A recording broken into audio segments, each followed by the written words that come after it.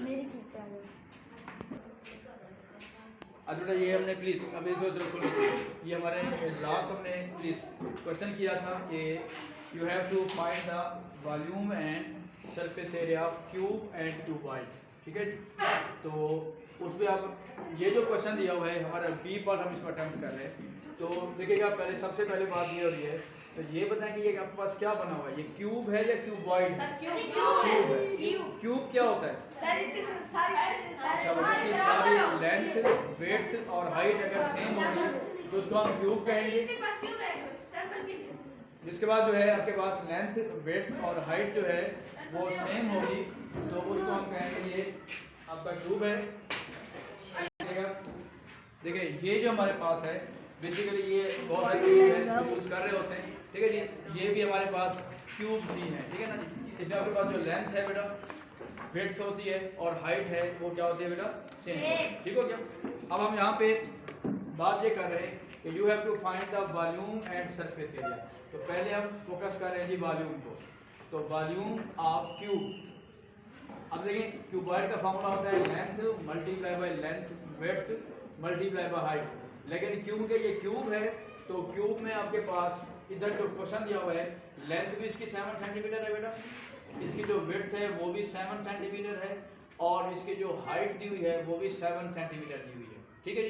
That's why this is cube. ये क्या है? क्यूब है क्योंकि इसमें लेंथ विड्थ और हाइट क्या आ रही है? सेम आ रही है। अब आपके पास जब इसका वॉल्यूम की बात करेंगे फर्स्ट पार्ट में तो क्योंकि बेसिकली इसका फॉर्मूला बन जाता है length multiply by length multiply by length. लेकिन जिसको कॉन्सेप्ट क्लियर ना हो रहा होगा तो वो एक ही फॉर्मूला याद रखिए।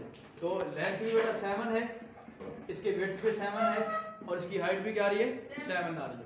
अब क्योंकि विदाउट कैलकुलेटर होता है तो आपने खुद इसको मल्टीप्लाई करना है। 7 7 49। ठीक है जी। 49 को आप जब 7 से दोबारा मल्टीप्लाई करेंगे 7 9 63, ये बेटा 6 कैरी आ जाएगा। 7 4 28, 28 में जब आप 6 ऐड करेंगे तो दैट विल बी 34। इसका मतलब है 343 सेंटीमीटर क्यूब।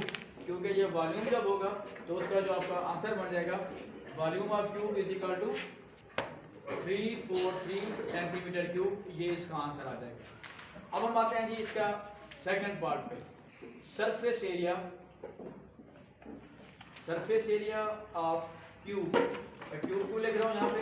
क्योंकि ये क्यूब बना हुआ है। वैसे क्यूबॉइड का हमारा पास जो फॉर्मूला है नॉर्मली हम वो भी यूज कर सकते हैं। क्यूबॉइड का फॉर्मूला जो हमारे पास होता है जब हम सरफेस एरिया की बात करते हैं, सरफेस एरिया ऑफ क्यूबॉइड। हाँ जी कौन बताएगा जी सरफेस एरिया ऑफ क्यूबॉइड का फॉर्मूला? हाँ जी बोलें। Length multiply by height length multiply by width height बस। और इसको 2 से मल्टीप्लाई। क्या बात है? क्योंकि सारे जो फेसेस होते हैं बेटा 2 टाइम्स होते हैं तो इसको क्या करते हैं? 2 से मल्टीप्लाई करते हैं। तो ये आपके पास ये वही चीज आ जाएगी। अब आपके पास देखें जब हम क्यूब की बात करते हैं तो क्यूब का भी फॉर्मूला आप यहीं से ले सकते हैं। ठीक है। लेकिन इसमें जो लेंथ है वो भी 7 है, विड्थ है वो भी 7 है, हाइट है वो भी 7 है। मतलब आप अपने दो फॉर्मूला याद करने की बजाय एक ही फॉर्मूला याद करेंगे तब भी हमारा काम चल जाएगा। मैं यहाँ पे फॉर्मूला लिख रहा यहाँ पे लिख रहा हूँ देखें 7 मल्टीप्लाई बाय 7 यानी लेंथ मल्टीप्लाई बाय विड्थ कह सकते हैं या लेंथ मल्टीप्लाई हाइट जैसे लिखवाया हुआ यहाँ पे बच्चे ने 7 मल्टीप्लाई बाय 7 फिर प्लस 7 मल्टीप्लाई बाय 7। अब यहाँ पे दो मिस्टेक्स जो है बच्चे करते हैं। अभी एक मैं टेस्ट ले रहा था तो उसमें बच्चे बार बार कंफ्यूज हो जाते हैं कि कहाँ पे प्लस लगाना है और कहाँ पे मल्टीप्लाई लगाना है। देखें ये बेटा मल्टीप्लाई हो रहे हैं और दरमियान में फिर प्लस का साइन आ रहा है। ठीक हो गया। ये मल्टीप्लाई हो रहे हैं और फिर दरमियान में क्या आ रहा है?